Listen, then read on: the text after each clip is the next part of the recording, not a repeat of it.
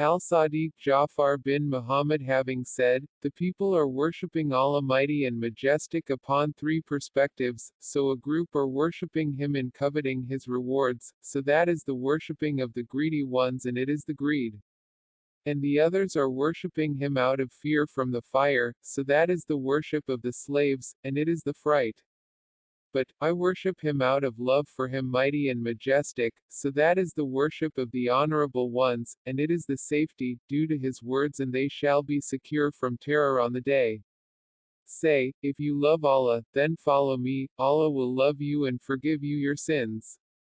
So the one who loves Allah Mighty and Majestic, Allah would love him, and the one whom Allah Mighty and Majestic loves, would be from the secure owns.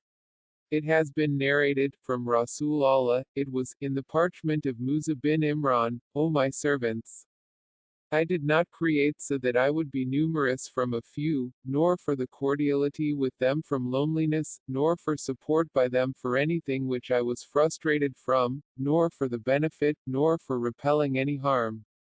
And even if the whole of my creatures from the inhabitants of the skies and the earth were to gather together upon being obedient to me, and worshipping me, not forging from that, night and day, nothing from my kingdom would be increased, in my glory, and I am more elevated than that.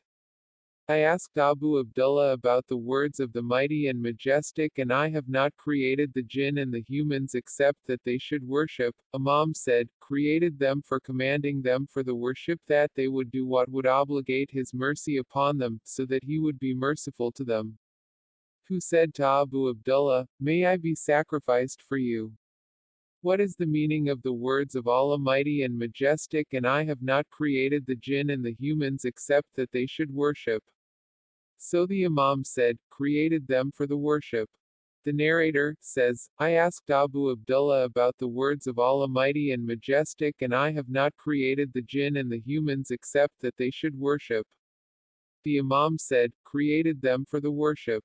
I said, in particular or generally? The Imam said, no, but generally.